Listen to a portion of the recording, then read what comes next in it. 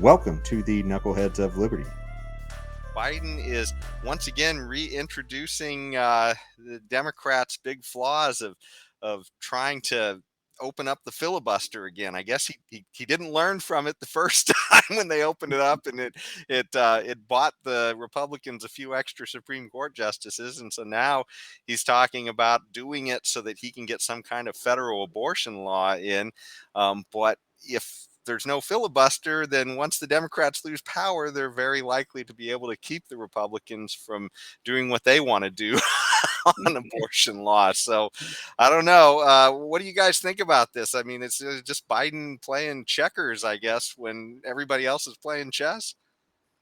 I mean, these people seem to lack any sense of intelligence. Okay.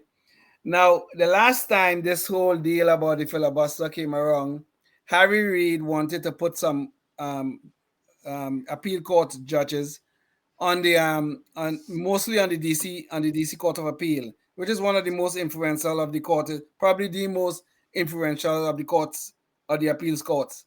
Harry Reid wanted to do that. Well, Harry Reid is now dead, is now deceased. He wanted to do that.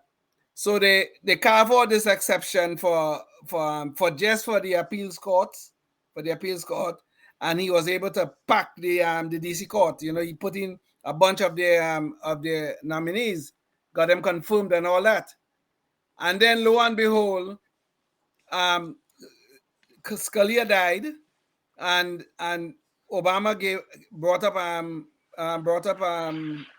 Merrick Garland, who is now the Attorney General. He nominated him. But Mitch McConnell, the Republicans were in charge by now.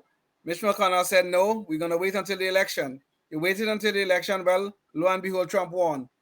Well, so the Republicans do exactly what Harry Reid did. They killed the filibuster for Supreme Court justices also. And what happened? Trump ended up putting 3 Supreme Court justices on the court. And now we having all these rules which they don't like, all these rulings and decisions that they don't like. People on the right tend to like them.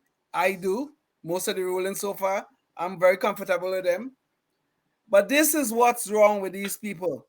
They love to talk about how the courts are illegitimate because it does not give the rulings, the decisions that they like.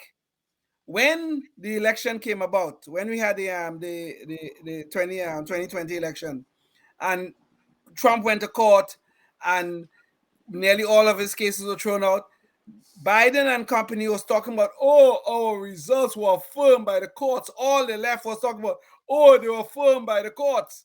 But now that the courts are giving decisions that they don't like, all of a sudden, you know what? The courts are illegitimate.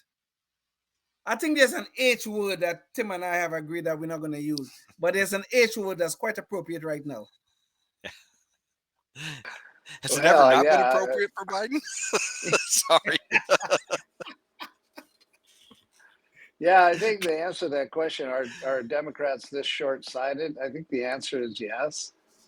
And I don't think they care. I think maybe they just enjoy changing the rules of the game in the middle of the game. And then they, when it's to their advantage. And I think in the back of their heads, they just think, and then when it comes back to bite us, we'll just change the rules back.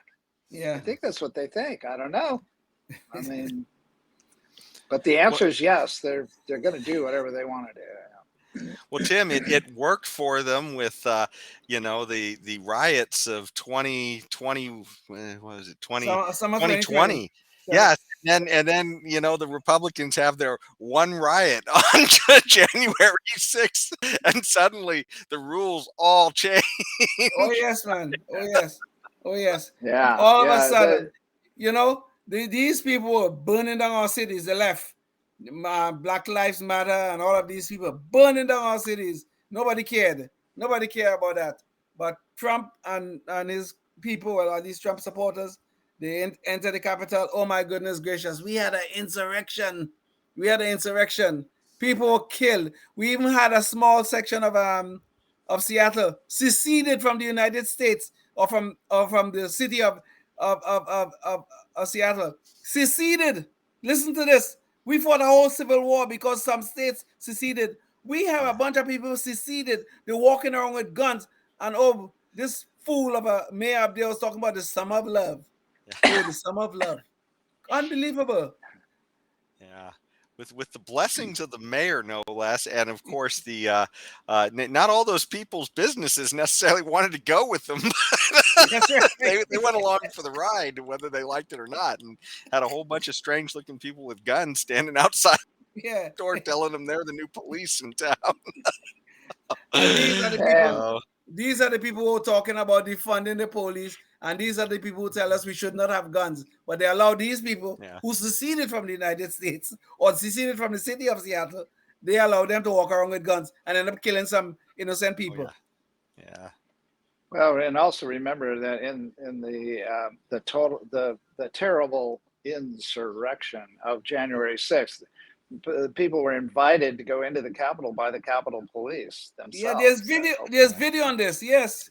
Yeah, where they actually come this way. So the insurrectionists were invited by the defenders, essentially. That's what you want us to believe. Yeah. Well, you know what's so funny too about that whole Seattle thing is that they had a police force there, just a makeshift police force of about, I don't know, 20 people or something that just, led by some gang leader when they were walking around with guns. And in the space, and remember, all this started because they were worried about police violence with, people who hadn't been proven guilty in a court of law, essentially, just suspects, right? And in the space of about 4 weeks or so, those 20 police wound up killing about 3 or 4 people. So, I mean, that's what they were protesting, and they literally were. Life, liberty, and the pursuit of happiness, always and forever.